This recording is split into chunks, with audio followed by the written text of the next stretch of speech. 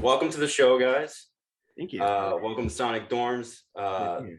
My name is Max, of course, and on today's show, I have Jeanna and Amir from the band Little Galaxies, and they're based out of Venice Beach, California. Am I correct? That's right. Yep. I discovered you guys the way I discover a lot of my artists now. It's either Bandcamp or a lot of social media platforms like Instagram.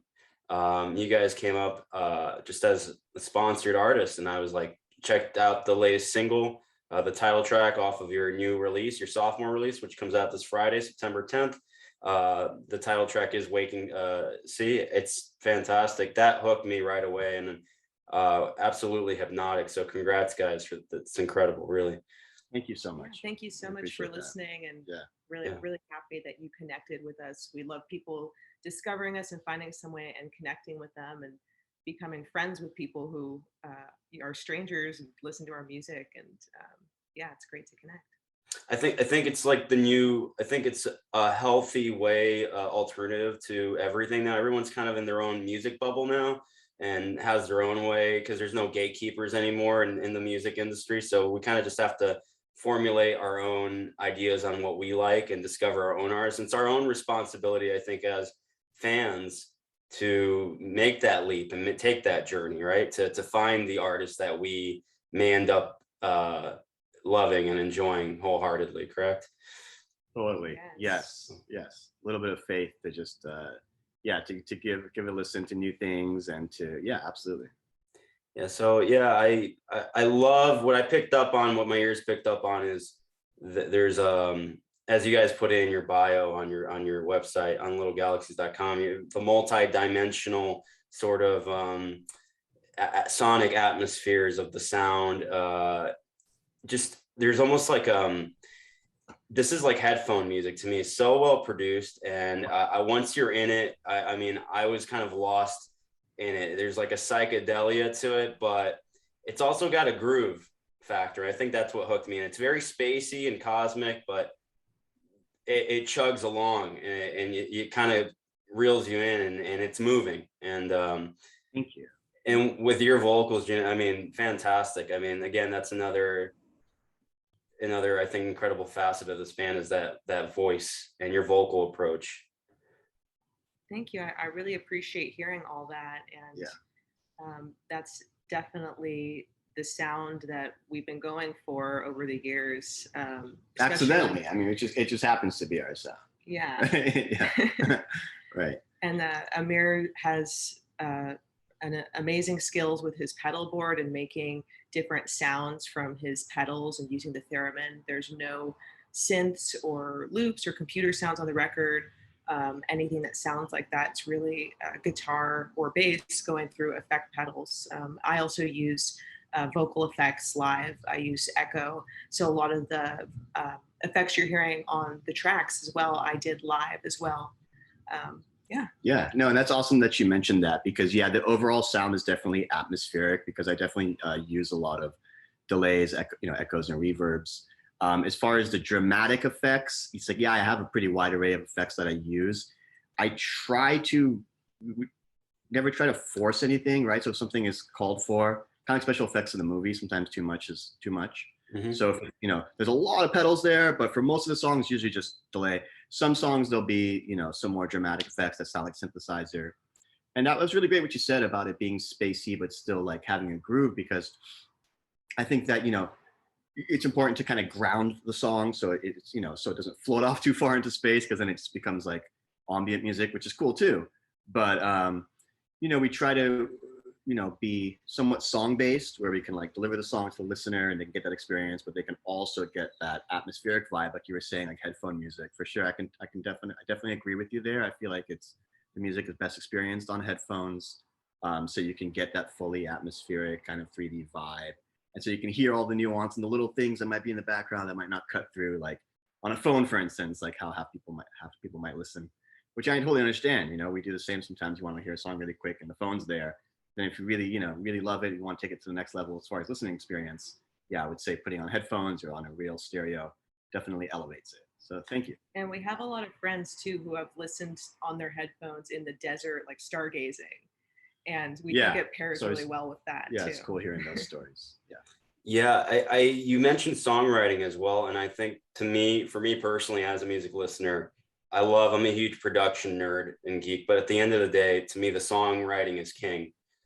Absolutely. Or queen or whatever you will. It is the top tier element for me. It really is. And to me, you bring this very sophisticated just approach to your songwriting. It's very matured and very just settled into something that, again, sophisticated, something that comes to mind. It's hard to find that in a lot of artistry nowadays, because a lot of artists come out of the gate and they're not really developed yet. They just kind of come out and they give you, now they're growing with their audience, if you will. Where in the past, obviously, artists were probably 5 to 10 years in the process of creating their brand, their sound, their songwriting approach before we heard them for the first time. So by the time we heard a lot of these artists, they were already fully formed for the most part and matured and sophisticated. Or so for me to hear that through you guys, that sophisticated songwriting approach, something that's just larger than life, and it's got a really great roots and a great foundation there. I think that really is something I caught on to as well, especially with Waking Sea. Thank you. That really means a lot. Yeah, I think because we typically won't sit down and be like, okay, let's write a song. Here's a pen and paper, right? So it's a natural process of how the song comes out, you know? So sometimes that takes a little longer. The song will develop over time and may start with us just recording what we're doing in the room, starting from improvisation, maybe a riff or a vocal melody or both, and then to develop it from there. So it's never really, to like contrive. So we feel like if it comes out naturally, maybe that's why people are kind of soaking it in naturally, right? So that makes sense. If you, just for those who are only now being introduced to your sound and to Little Galaxies, the music of Little Galaxies, would you mind just sharing like maybe a brief synopsis of how it all began? Sure. Sure. So I actually met Amir playing in another band. It was kind of an art rock sound. I actually met the bass player through Craigslist. I answered an ad. They were looking for a female singer to do some backups and duet style vocals. So when I went and auditioned, I actually heard Amir's guitar playing before I ever met him. And he heard my voice before we ever met. And we both fell in love with the sound. And then we got to collaborate. I played in the band. We did one show at the Roxy, and then we started falling for each other. So we left and started our own project. And that was in 2012, actually. So he was living in Venice at the time. I moved in, we started writing songs on the beach. And then in 2013, we formed Little Galaxies. We brought on Brian Sumwalt on drums and Adam Yasmin on bass. And they donated their incredible talents to the music. We did some touring. We released an album in 2013.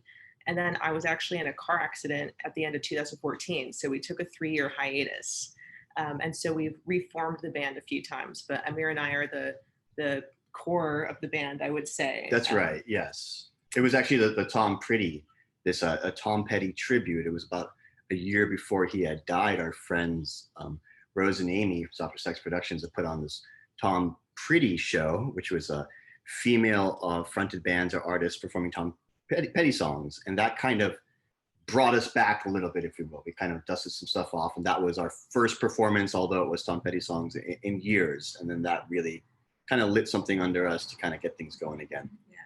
And then we played again in 2018. We were playing pretty regularly. And 2019, we probably played about 40 shows in 2019. And then we were set to release our album at the Troubadour with the show. And then 3 weeks beforehand, it was canceled last year. So we feel like we got to play again for 2 years, and that was great. But we feel like we've been holding on to this album now for a year, actually. So we're really excited to get it out. And we have incredible musicians playing on the album. We have Andreas Sandnes on bass, who's been playing with us for 3 years. Christian Johnson drums on the album. We actually have a new drummer since then because he moved. Lucas Crouch, who's great, and he found us through recording at 4th Street Recording, where we did our album. And Andreas, our bass player, is an engineer there, and he actually recorded his band. And then he reached out about playing in Little Galaxies. So it was kind of fate that it all brought us together, and we're all on the West Side. And that's kind of where the band is at now. Amazing. I mean, so considering like the 8 to 8 year gap between records, I mean, Patterns was released back in 2013, right? Do you feel like this is almost like a rebirth for Little Galaxies in a way? Definitely. Absolutely. And that's actually kind of the theme of the album. So One with the Waking Sea, it was inspired by my car accident and having to take time off from music. So a lot of the themes are about rebirth, reawakening, finding acceptance with our fate. And so a lot of that drew the songs on the album. But also it really inspired the sound too, because Amir was there with me through it all. And so I think the sound is a little more rock infused. It's a little heavier, but it still has some of that ethereal or dream pop elements of it too. So, and we're very heavily influenced by several genres. So Yeah. That's why I think we bring some other genres into our music. It's hard to pigeonhole and say this is the genre of music we make. So we'll typically say it has a psychedelic element, psychedelic rock, but it's not your typical psychedelic rock band. We have mixes of folk, soul, pop that we put in there. Soul. Yeah, but hopefully, and I don't think it comes across as like a hodgepodge by any means. Similar because it's in vibe, across the record or across the live show, where it has a sound, right, but is eclectic enough to to keep maybe listeners interested throughout, and and definitely it is an evolution from Patterns. Patterns was written fairly quickly and recorded in a fairly short amount of time. It was also, like Jeanna said, coming from the art rock or more experimental psychedelic bands that I played in a lot. I was really excited to go really super song focused. So I actually downsized my pedals, very little effects on that record, a lot of delay, of course, but for the newer songs or the new batch and the latest record, dusted off a lot of the effects and really didn't, just kind of let it go wherever it was going to go, developing over time.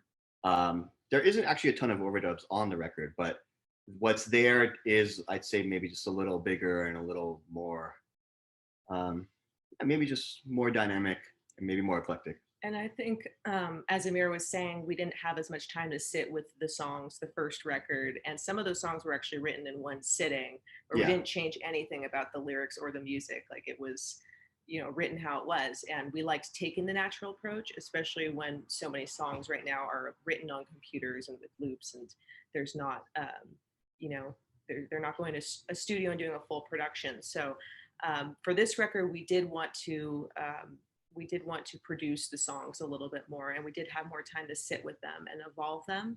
So I think that's different on the record. And I think we've all evolved as songwriters, producers. Amir and I co-produce everything with Sejo Navajas, who engineered and produced this record, and we worked with him on Patterns too. So yeah, it's amazing to see everyone evolve as well. And our bass player Andreas actually mixed the record as well. So he's an engineer and mixer over at 4th Street Recording, and it was great to have him put his touch on this record as well. Yeah. So I think that's all gone into the new sound that we have. And the exact recording location you record this at, it is a historic spot from what I hear, correct? That's right. Beach Boys have recorded there. Fleetwood has. Fiona Apple, no doubt, did their biggest records there. And it just feels like a home away from home. It's a smaller studio. It's in Santa Monica. It's nearby. And I just absolutely love the vibe and all the people who work there. They're like engineers. Family, yeah. Kathleen is the owner, and I've known her for like 10 years now. Met her when I was a teen with an A&R guy. And I didn't end up recording there actually for that, but I was always like, oh, the studio is so cool, I got to go back there. And then I brought Amir when we recorded Little Galaxies, and him and Sejo really connected.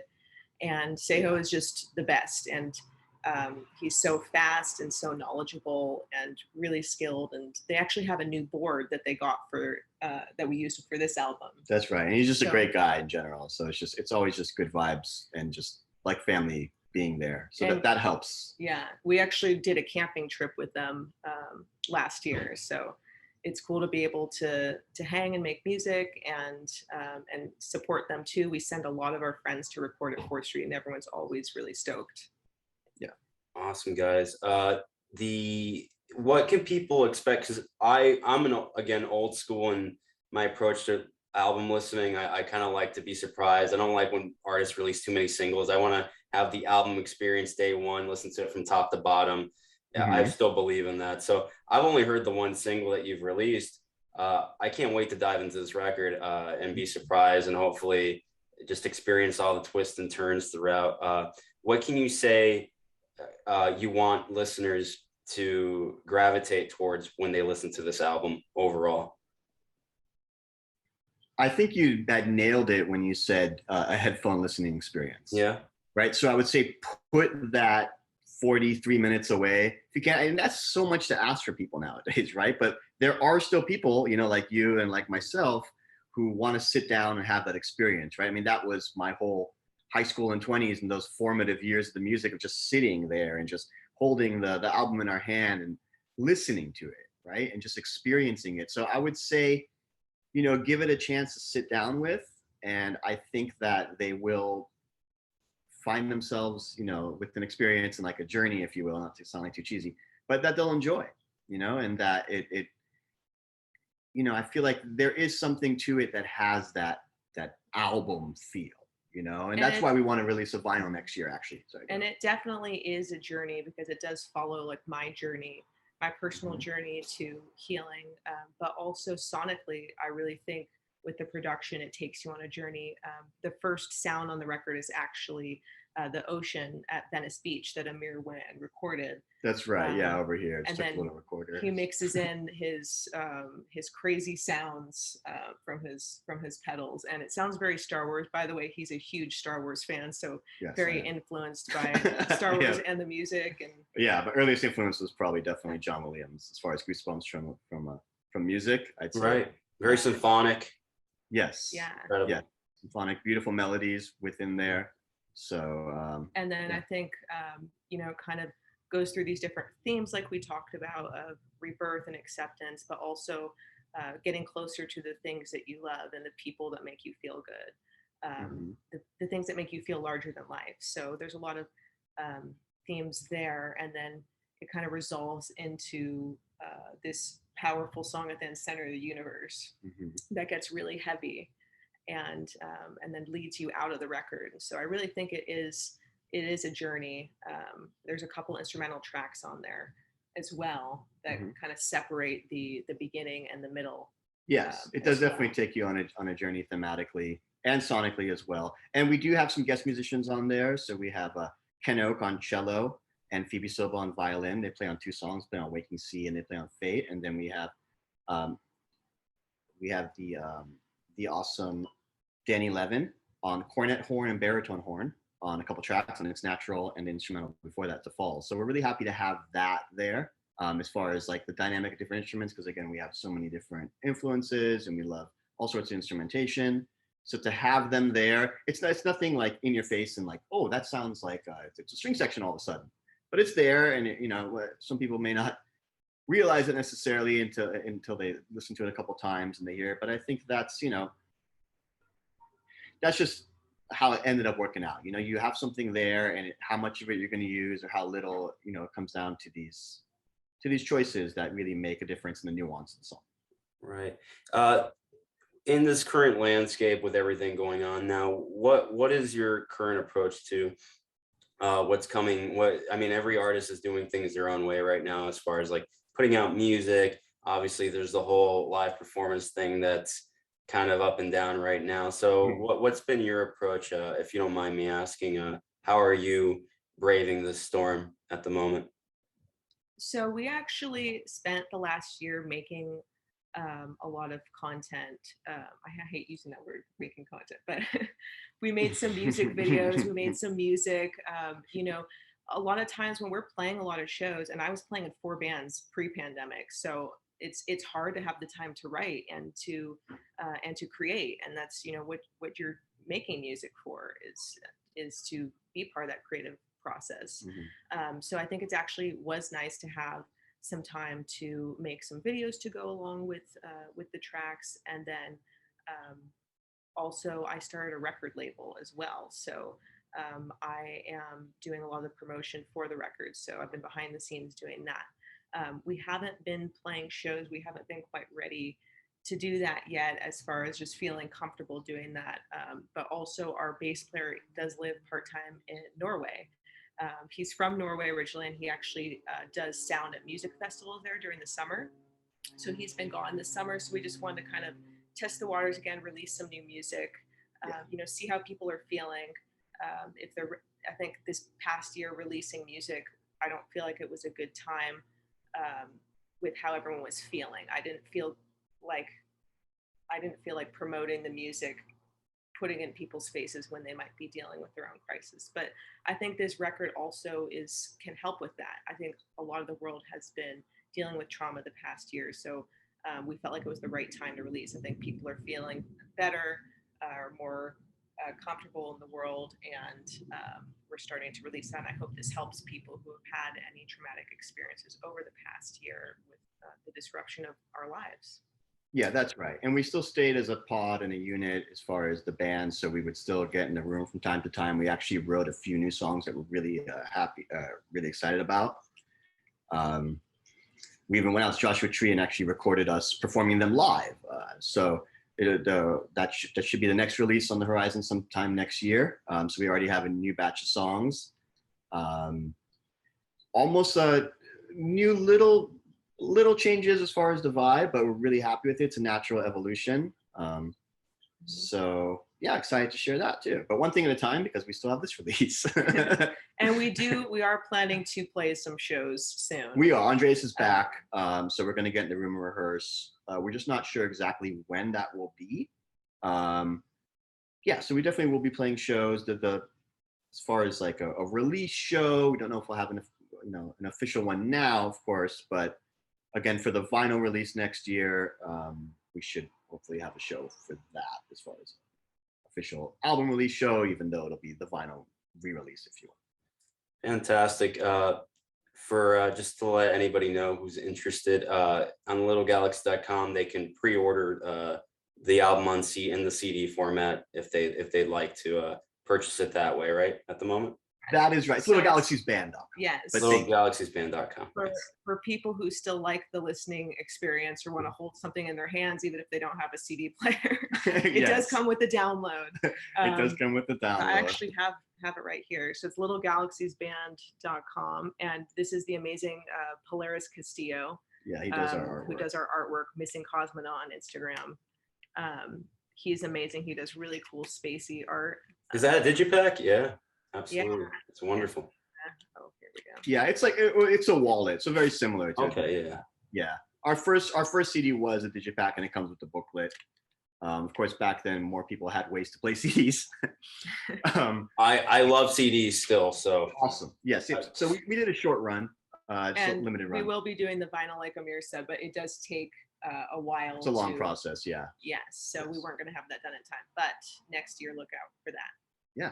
Fantastic. Well, I pre-ordered the record. I can't wait to hear it. I may have to wait a little while for it to come in, but if I have to wait, so be it. I think it'll be worth the wait. I'm really excited to dive into it in that organic, old school kind of way. So I'm really excited to hear it. We're actually heading to the post office right after this, so hopefully you'll get it by Friday. I love that. That would be amazing, really. But thank you guys for your time. Really, I really appreciate you taking a chance on Sonic Dorms.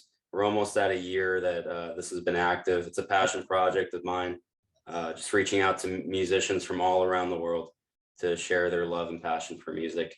So I really appreciate you taking a chance. Thank you.